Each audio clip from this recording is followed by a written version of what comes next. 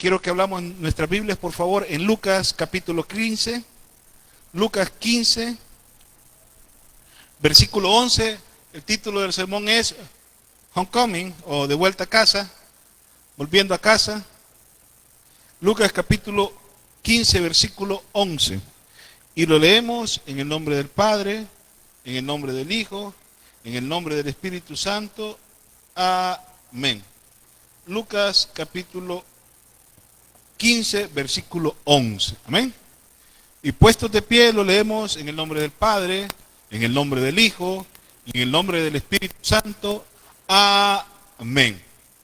También dijo, un hombre tenía 2 hijos y el menor de ellos dijo a su padre, Padre, dame la parte de los bienes que me corresponde. Y le repartió los bienes. No muchos días después, juntándolo todo, el hijo menor se fue lejos a una provincia apartada y allí desperdició sus bienes viviendo perdidamente. Y cuando lo hubo malgastado todo, vino una gran hambre en aquella provincia y comenzó a faltarle. Y se fue y se arrimó a uno de aquellos ciudadanos de aquella tierra, el cual le envió a su hacienda para que apacentase cerdos. Y deseaba llenar su vientre de las algarrobas que comían los cerdos, pero nadie le daba. Y volviendo en sí dijo, ¿cuántos jornaleros en casa de mi padre tienen abundancia de pan y yo aquí perezco de hambre? Me levantaré e iré a mi padre y le diré, Padre, he pecado contra el cielo y contra ti. Ya no soy digno de ser llamado tu hijo. Hazme como a uno de tus jornaleros. Y levantándose vino a su padre, y cuando aún estaba lejos, le vio a su padre, y fue movido a misericordia, y corrió, y se echó sobre su cuello, y le besó. Y el hijo le dijo, Padre, he pecado contra el cielo, contra ti, ya no soy hijo digno de ser llamado tu hijo. Pero, póngale atención a ese pero, el padre dijo a sus siervos, saquen el mejor vestido, pónganselo, poned un anillo en su mano y calzado en su pie, y traed el becerro gordo y matadlo, y comamos y hagamos fiesta, porque mi hijo muerto era y ha revivido, se había perdido y es hallado. Y comenzaron a regocijarse. Oremos. Señor, te damos gracias, Padre Santo, por todas las bendiciones que das a nuestra vida. Te pedimos, Padre Santo, que nos hables el corazón, que nos ministres, papito lindo. Padre, bueno eres, grande es tu misericordia y tu bondad, papito lindo. Por favor, háblanos al corazón a través de este inútil pecador, mi Señor, papito lindo. Todo esto te lo pedimos en acción de gracias, en el nombre de nuestro Señor Jesucristo. Amén y amén. Pueden tomar asiento, mis hermanos. Esta pandemia, hermanos, nos ha dejado grandes pérdidas. Nuestro pastor de Concepción Batres murió por esto, otros pastores más. Muchos se lo tomaron al principio como un juego, ¿verdad? Pero como les dice nuestro pastor, tenemos que, si bien es cierto, el régimen de excepción que se estaba, la cuarentena y todo eso, no está, pero el virus no sabe de leyes, hermano. Hay que seguirse cuidando. El Salvador quizás sea el país que menos muertos ha tenido. Porque la población, no, esta vez no fuimos testarudos, esta vez nos pusimos la mayoría el volado es el bozal, dicen algunos. En otros países, en Nicaragua, no se sabe ni cuántos murieron. Murieron miles. En Estados Unidos, todavía el mes pasado estaban muriendo 1000 por día. Le digo porque una prima de mi señora trabaja en un hospital y esa pobre anda marcada aquí porque un montón de muertos todos los días, todavía. Allá la gente no quiere ponerse cubrebocas. Dice que si Dios quisiera que hubieran ocupado un cubrebocas, hubieran nacido con uno, pero Dios mío, digo yo, qué inteligentes son, ¿verdad? Pero bueno, entonces, y miren, y sale un chiste, solo para poner el contexto, que decían, y antes que nos comíamos un pastel que el cumpleañero había soplado, el cumpleañero que sopla la pela, un montón de virus, hágalo ahora, como hace un pastel soplado por otro. La forma de ser de nuestra generación va a cambiar. Miren, el hecho de estar encerrados nos marcó. Hay un montón de cipotes que se raparon el pelo, no aguantaban la ansiedad y tuve un montón de alumnos que se pasaron la cero porque se sentían encerrados todo el día de estar encerrados. Miren, los que vivimos la guerra o parte de la guerra, esto para nosotros era normal estar bajo asedio, que las balas venían por un lado para otro, que habían operativos, que habían explosiones. Pero esta generación que creció, digamos, libre de esa clase de violencia, tal vez de la pandilla sí, ¿verdad? Cómo se quejan en internet, ¿verdad? De que, ay, que ya no aguanto, que no sé qué, que las clases en línea yo no las aguanto. Muchachos, y cuando hubo guerra no se iba a la escuela. Un montón de gente que perdieron toda su vida escolar por causa de la guerra. Y tú tienes la oportunidad de recibir las clases online. Pero, ay, yo ya no aguanto. Ay, yo me siento que me va a dar un patatús porque las clases en línea. Y de ahí, digo yo, tenés salud, tenés teléfono. Lo que te pasa es te gusta estar fregando con tus compañeros, ¿verdad? Que ya no vas a estar pasándote papelitos o ahora depende más de ti. Pero muchos, ay, que las clases en línea estoy aburrido. No, papá. Son las pruebas. Y así de esa manera vinieron muchas pruebas a nuestra vida. Pruebas de salud. Yo quiero matar a mi mujer, yo quiero matar a mi marido porque ya no lo aguanto. Económica.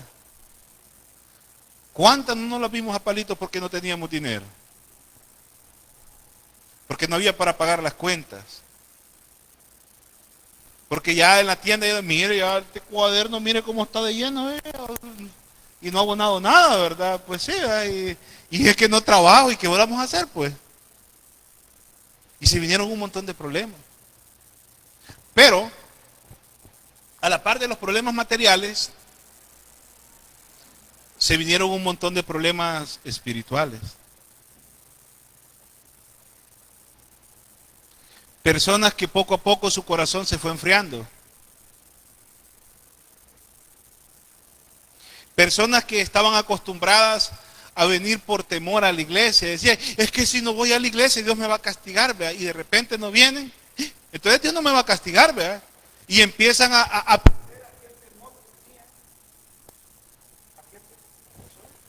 uno, dos.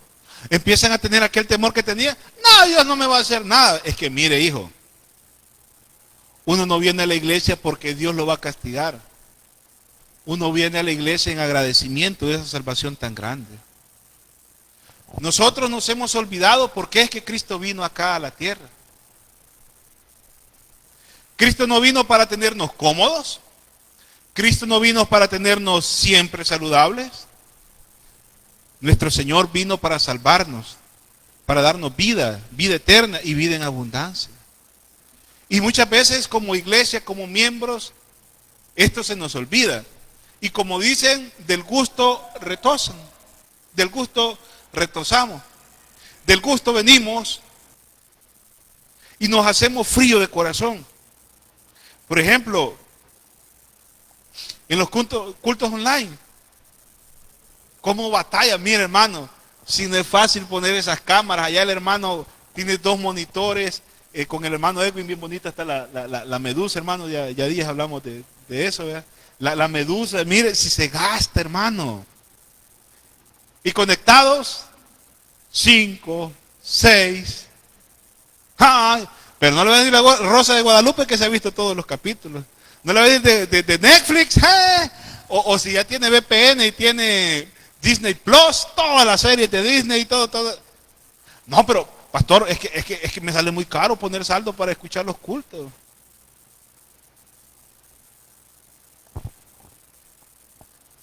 Nuestras prioridades cambiaron. Otros no, ¿verdad? Otros tenían en su corazón el deseo sincero de volver a la iglesia, de perseverar en los caminos del Señor, de ser diferentes, de vivir el evangelio en el hogar.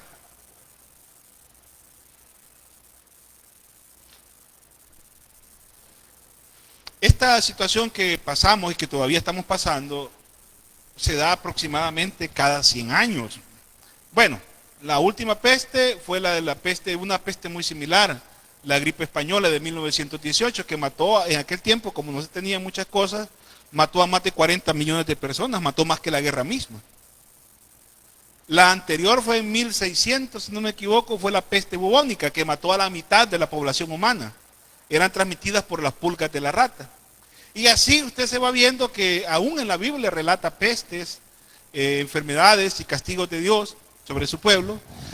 Es decir, lo que pasa es que nosotros no nos gusta la historia y no sabemos cada cuánto tiempo se van dando. Pestes como esta, pues primero no se van a repetir en 100 años. Espero, no es el que el otro año venga. Bueno, mire, fíjese que un chino se comió otro murciélago. O puede, mire, fíjese que un chino se comió el que, por ejemplo, no, otro animal que aquí no se coma, hombre. Un chino se comió una culebra y ahora viene la peste de la culebra. ¿Ya? Son situaciones que no se dan tan luego. Y la iglesia, como no estudia la historia, no sabe que se dan. Y son casi cíclicas, desgraciadamente, casi cíclicas. Cíclicas es decir que se repiten constantemente. Pero, cuando nos damos eso y nos alejamos de Dios, podemos entrar en ciclos de depresión. Es normal, hermano, uno está acostumbrado a salir. Mire, yo sentí bien raro comenzar de que venía aquí, salía de trabajar a las 4, 5, a dar clases de teología, a venirme para acá. Clases de teología 2 días, llegaba yo llegando a la casa a las 10 de la noche. De acá pues le había pedido permiso al pastor porque estaba estudiando. Viernes en la noche a clases de la maestría allá en San Miguel. Llegaba a la medianoche, cabalito, medianoche. Y me iba el siguiente día a las 6 de la mañana, llegaba al mediodía, medio comía y me iba a predicar a Usulután, llegaba a las 4 de la tarde, después el domingo para acá, el lunes a dar clase en el colegio de teología, miércoles a dar clase en el colegio de teología y de repente, hermano, no te vas a mover, ¿verdad? Y el cuerpo, la primera semana, ay, qué rico, voy a descansar, ¿verdad? Y dormir, y dormir, y dormir, y dormir. La segunda semana, ¿verdad? Yo no sé cómo la pasaron ustedes ya cuando estaban aburridos de descansar. Ya el Facebook ya habían visto todas las historias, ya se podían todos los chambres, ya solo quedaba verse los pleitos del presidente con la asamblea legislativa, todo lo que había ahí, pero ¿y después qué? Y entonces tú comenzabas a divagar en tu mente, yo comenzaba a divagar en mi mente, vamos a conjugar el verbo, ustedes divagan en su mente y toda la cuestión de la gramática. Y comenzamos un periodo de un alejamiento de Dios. Ay, oír culto, ay, es que no es lo mismo, decíamos, mentira. Es que miren, nosotros ya estábamos acostumbrados a la vida digital, pero solo para los chambres. No para oír palabra de Dios. Ahora bien, esto puede sacar lo mejor de ti o lo peor de ti. Yo me preguntaba, ¿cómo va a ser cuando volvamos a la iglesia? ¿Será que vamos a tener un repunte de que las personas congregar? ¿O será que vamos a tener una apatía total?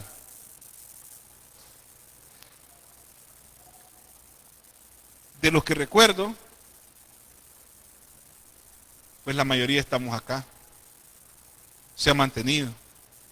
Y probablemente muchos pues no vienen por la edad, ¿verdad? Por traer los niños que son muy pequeños, que hay que tener cuidado con los niños para que no se vayan a contaminar, aunque los niños se ha demostrado que soportan más esta clase de enfermedades, casi los niños rápidamente se recuperan con algunas excepciones. Ahora bien, ¿por qué les leía esta parábola, hermano, ya entrando en contexto bíblico? En esta parábola viene por favor busquemos en nuestra Biblia, el capítulo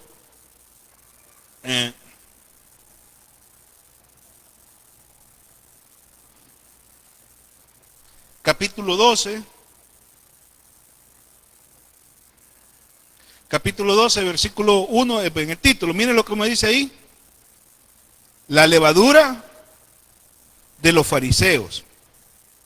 Como ya os he explicado otras veces, hermano, Los fariseos era una especie de secta o movimiento político, jurídico, filosófico y religioso, es decir, que ellos eran abogados, ellos eran doctores, conocían de la ley, conocían de política, conocían de un montón de cosas, que eran muy inteligentes, pero se habían descuidado de su espiritualidad. Entonces los fariseos, ellos vivían por el legalismo.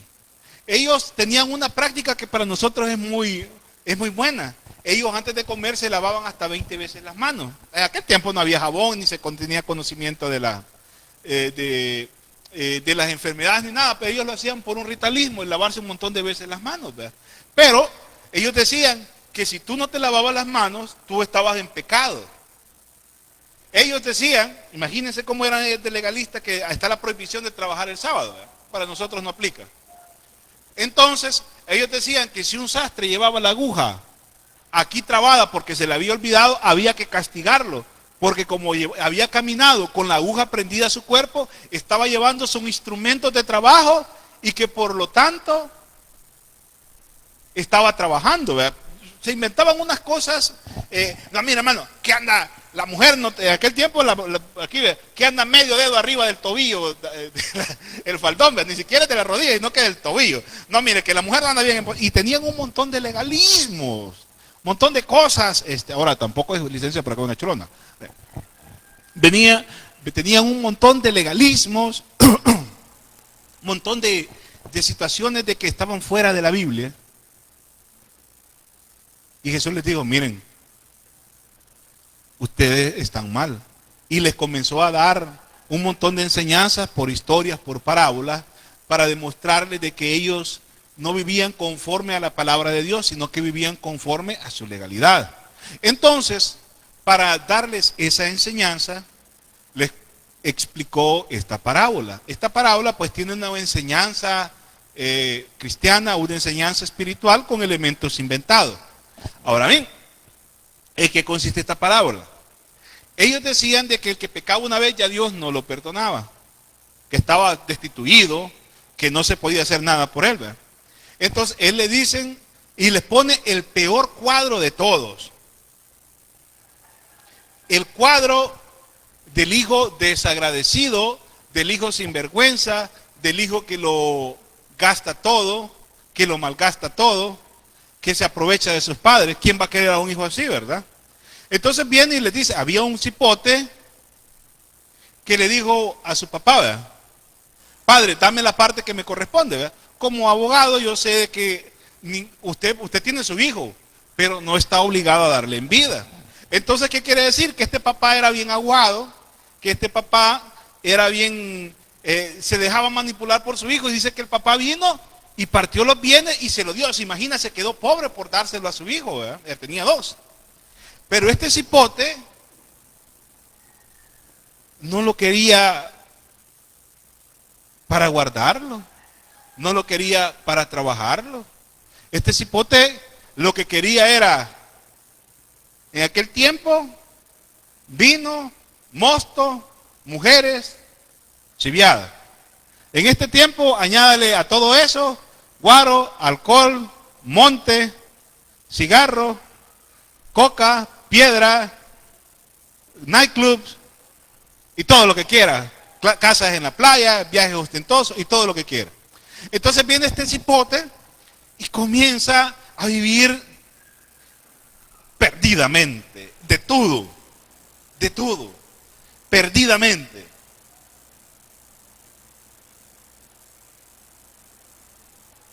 Quiero contarles un caso que sucedió en mi pueblo, de un hombre que había vivido en Estados Unidos y vivía allá, ¿verdad? Entonces tuvo un accidente de trabajo y perdió una pierna. Le pusieron de las primeras prótesis biónicas, de las que no necesitan muletas, sino que son como de las de ahora modernas, ¿verdad? Que hasta podía caminar bien. Si usted le veía con el pantalón, él no le hacía este típico juego, ¿verdad? Que yo lo hago porque me duele la rodilla. Venía este muchacho y había trabajado mucho y le habían dado una gran indemnización en Estados Unidos. Y se deja venir, ¿verdad? Y se junta con una plaga de bolos, hermano. Ay. Miren, él decía que había traído $50,000 para gastarlos con sus cheros.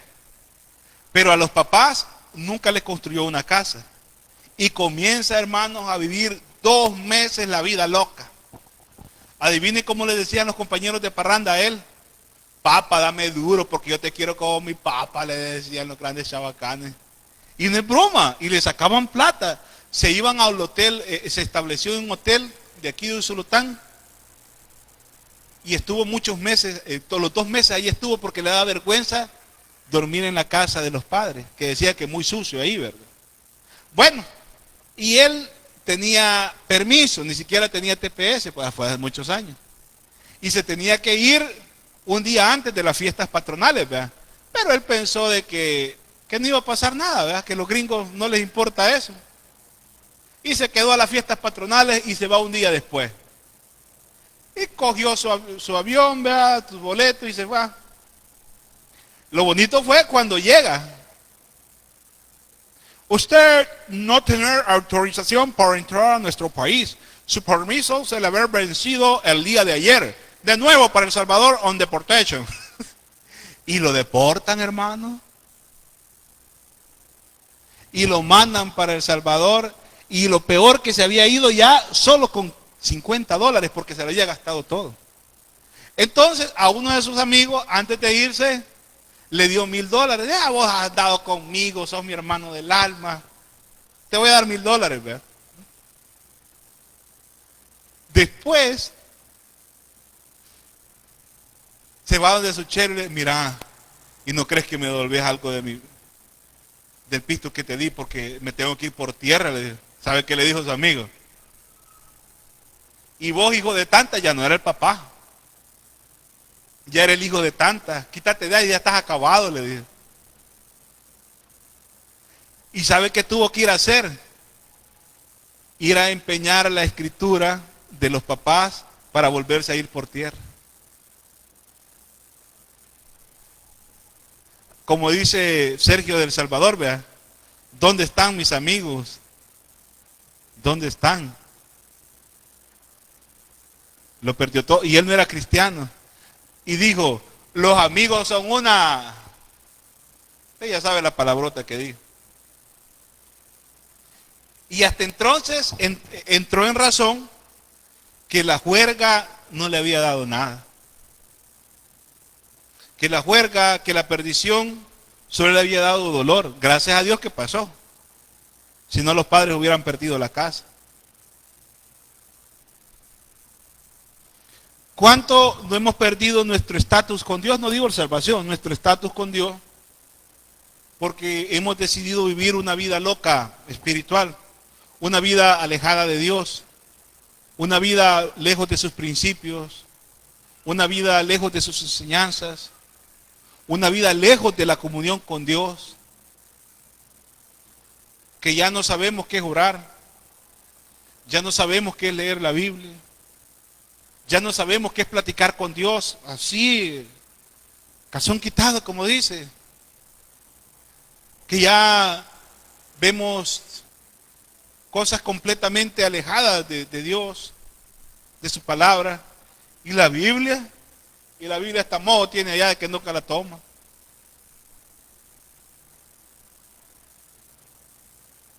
Y muchas veces hemos llegado y hemos al final del túnel hemos abierto. ¿Y qué he hecho, pues?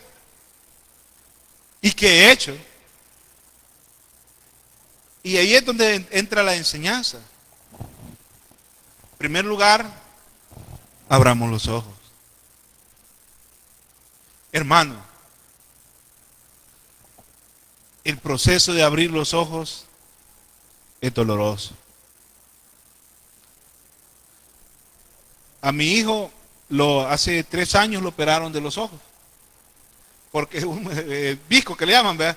Y todavía tengo que operarlo de nuevo porque un ojo se le va para un lado y para el otro. Ya se está empezando a fijar. No es mucho, pero no está bien. Entonces, cuando lo operaron, le pusieron, la sangre se le pegó al ojo.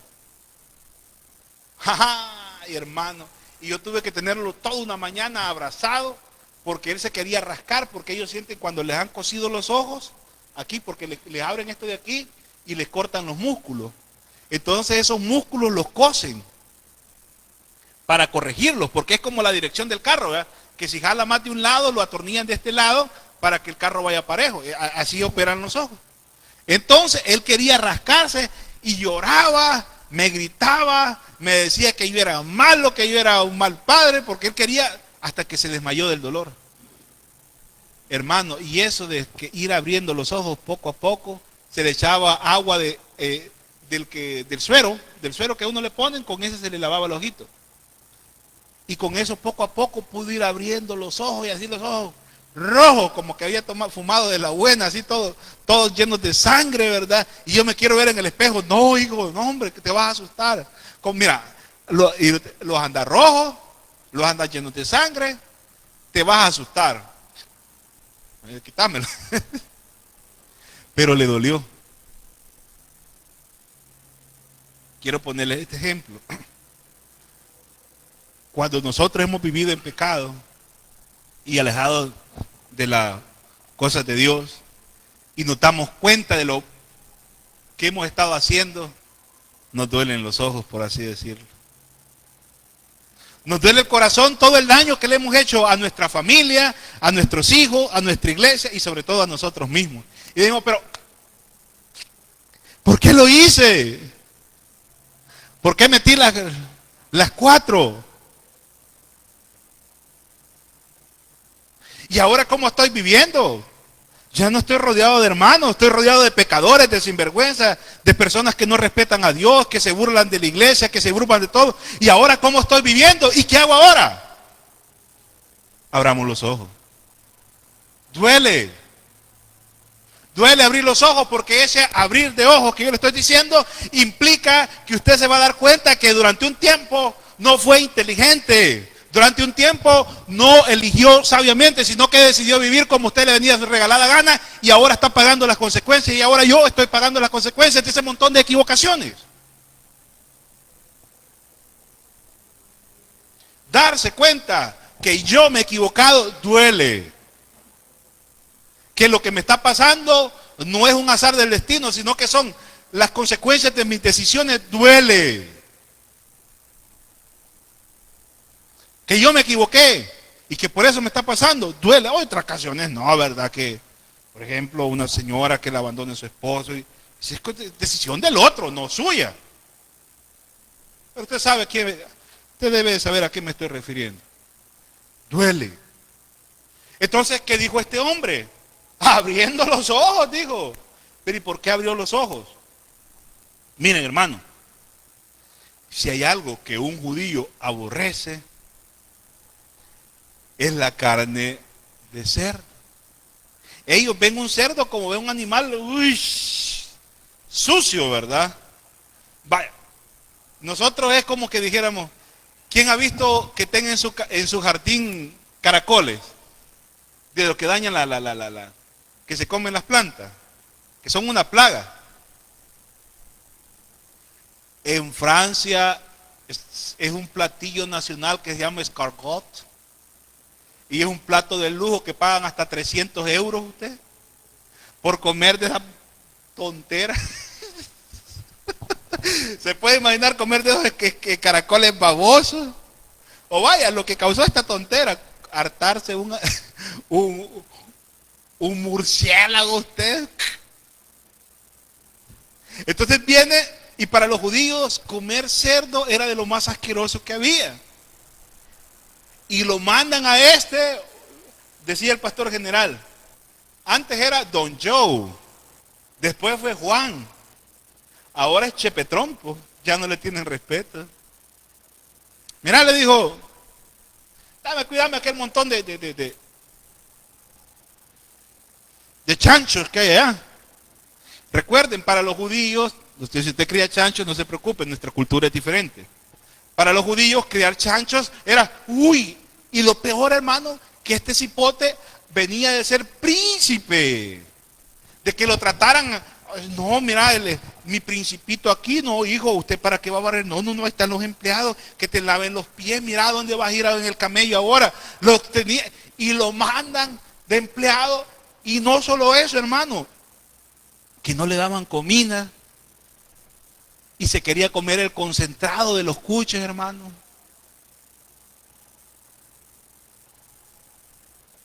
O sea, ni siquiera comer carne de cerdo, sino que deseaba comer carne de cerdo. Es decir, había tocado fondo. Los alcohólicos hablan muchísimo de esto, tocar fondo, llegar al suelo. Pero yo lo quiero poner con un acento espiritual. ¿Tocaste fondo en esta cuarentena?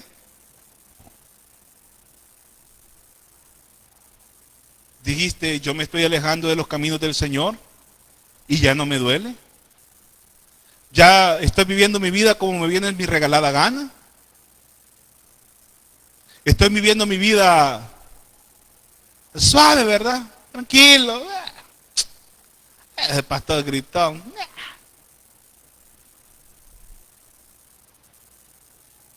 Pero de repente abre los ojos y dice, yo no voy a estar de más aquí, hombre. Yo estar cuidando un montón de chanchos. Guácala. Y se preparó un discurso conmovedor. Y dijo, ¿qué le digo a mi tata? Pues, mire, los hombres practicamos mucho esto, de una manera u otra. Porque los hombres, los maridos, pues, a cada rato metemos las cuatro. Yo creo que vamos a fundar Ciudad Hombre para liberarnos de tanta opresión de las mujeres. Antes los hombres golpeaban a las mujeres, ahora las mujeres le pegan a uno, testimonio. Y no ha venido, ¿verdad? Por eso puedo hablar. Me siento así libre para expresarme. Voy a desahogarme, voy a hacer catarsis. No, don broma. ¿Está bien en línea? Don broma, mi amor. Entonces, claro que yo sé que me está bien en línea. Amén, dijera. Entonces, hermano, y uno como hombre se equivoca cada rato y uno tiene que, mira, vos te voy a llevar a comer pupusa, te voy a llevar a la playa para contentar a la mujer porque está enojada, ¿verdad? Y ver cómo se le olvida la burrada que uno cometió.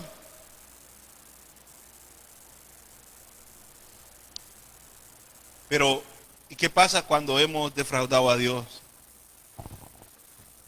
¿Cómo podemos hacer para quitar ese pelo de la sopa? Para quitar esa división que hay. La palabra de Dios dice, venid luego, Isaías 1:18, ¿cómo dice? Venid luego y estemos, si vuestros pecados fueren rojos como el carmesí, vendrán a ser como blanca lana. Esta enseñanza es la que nuestro Señor Jesucristo quería establecer a través de esta parábola. Que Dios a sus hijos, oiga bien, a sus hijos, no todos somos hijos de Dios. Somos hijos de Dios aquellos que hemos experimentado el nuevo nacimiento, que el Espíritu Santo nos ha puesto el sello. ¿Y cómo lo hacemos nosotros? A través de la oración de fe. Pero una oración de fe sincera, no mecánica, ¿verdad? Hay quien puede hacer una oración de fe y no cambia, eso no sirve. Tiene que haber nacido de nuevo. Tiene que haber una transformación en su corazón que dé frutos dignos de arrepentimiento y eso solo produce el Espíritu Santo. Entonces viene este hombre y dice, mi papá, que sea de cholero, pues. Mi papá con todos sus errores, como todos tenemos, yo me acuerdo que él tenía empleados. Entonces él tenía bastantes terrenos, enormes terrenos. Y a los mozos les daba una manzana a cada quien para que la sembraran de maíz. Él compraba el maíz certificado, lo trabajaban todas, las 15, 20 manzanas que se sembraban, y a los 3, 4 mozos que tenía de confianza, la manzana de ellos. A mí me tocaba estar estudiando todo el verano.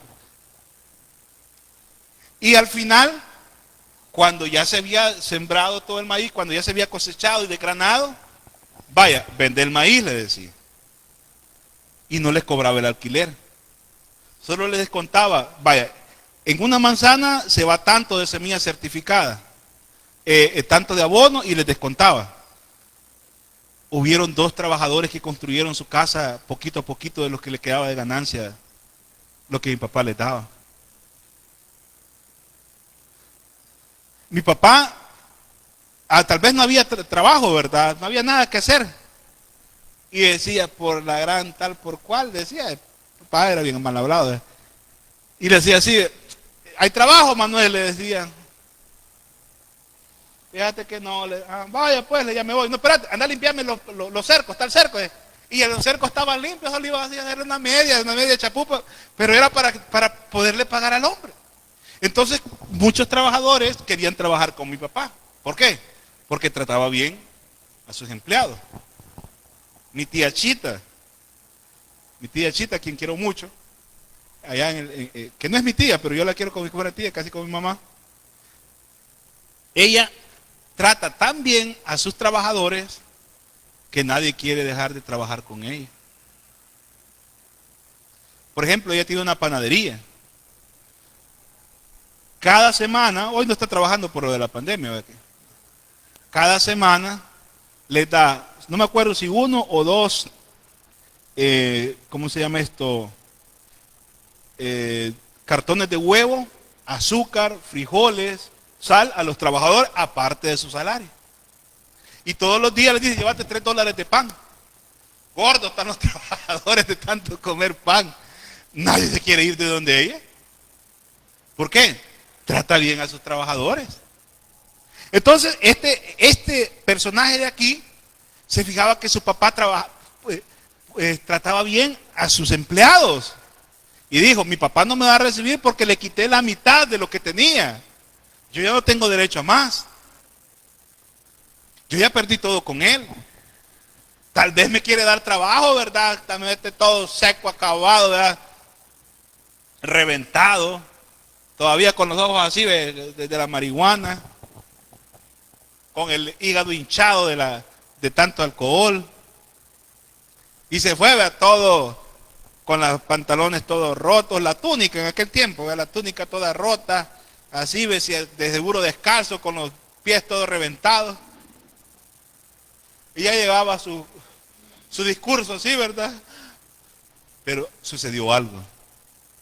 Y aquí es donde nuestro Señor quiere poner la misericordia que tiene con el pecador. Y mire ahí, por favor. Busque el versículo 20. Levantándose. Levantándose. Significa que tienes que dejar donde estás, tienes que pararte. Si estás en el suelo, ponte de pie. Si estás en tu cama, ponte de pie y busca al Señor. En la casa, ahora que ya estamos abiertos, ya no. Tienes que levantarte y venir a la iglesia. Ponte de pie. ¿Y qué hizo? Se movió. Vino a su padre. Vino no de vino, sino que del verbo venir. Y cuando aún estaba lejos, lo vio a su padre. Y el siguiente parte me encanta. ¿Y qué dice? Y fue movido ¿a qué? A misericordia. Para que entendamos fácilmente, hermano, misericordia significa el favor inmerecido de Dios. En otras palabras, que Dios nos da lo que no merecemos. No nos castiga por lo que merecemos. Este hombre no tenía que haber recibido a su hijo. Cualquiera le hubiera dicho, ajá. ¿Hay que te chupaste todo lo que te di? Sí, papá. Siga su camino, papá. Ese es su problema, sígale. Como dice un vago, circule como el dólar y desaparezca como el colón. Un vago dice eso. Muévase. Pero ¿a qué fue movido el Padre? ¿A qué fue movido el Padre? A misericordia. Y si los hombres somos movidos a misericordia, ¿cuánto cree que Dios nos puede perdonar a nosotros? Piénsenlo. Tal vez estés separado de los caminos de Dios. Tal vez me he separado de los caminos de Dios. Pero abrir los ojos. ¿Y sabe qué? Dios siempre está con su misericordia. Porque dice la Biblia que Dios es largo para la paciencia. Estoy parafraseando. Dios tiene una misericordia con nosotros, una paciencia, hermanos, mientras estemos vivos. Dios tiene una paciencia increíble, una paciencia que no merecemos. Nuestro Señor Jesucristo dio su sangre en la cruz del Calvario voluntariamente por nosotros. ¿Qué tenemos que hacer nosotros? Abrir los ojos y venir de nuevo a los caminos del Señor. Decir como dijo este hombre: Padre, he pecado contra el cielo y contra ti. Pero el papá, sí, le dijo. Y miren que lo hizo. Este huele a chancho, báñenlo. Esa ropa que tiene ya no sirve. Quítela y pónganle una buena. Y el anillo en la antigüedad, hermano, simbolizaba estatus. ¿Por qué? Porque en el anillo los reyes andaban el sello. Nosotros los notarios tenemos un sello que lo cuidamos, hermano. Ese sello no lo podemos perder porque nos pueden meter presos por ese volado. Se llama sello de notario. Si ese sello va con una firma de notario, ese papel vale un montón. Entonces, en aquel tiempo, andar anillo era sinónimo de tener poder. Con eso le estaba simbolizando de que le estaba restableciendo los derechos que había perdido. Lo cambió, lo vistió, lo purificó y lo renovó. Y si eso puede hacer un hombre, ¿cuánto no puede hacer Dios con nosotros? Dios nos puede sanar, amén. Nos puede restaurar, nos puede vivificar, nos puede renovar. Y sobre todo, hermano, puede restablecer ese vínculo roto. Ese vínculo que nosotros cortamos. Esa relación que nosotros cortamos. Porque dice, hagamos fiesta porque este que estaba perdido vino. Por eso es que nosotros venimos a la iglesia, hermano.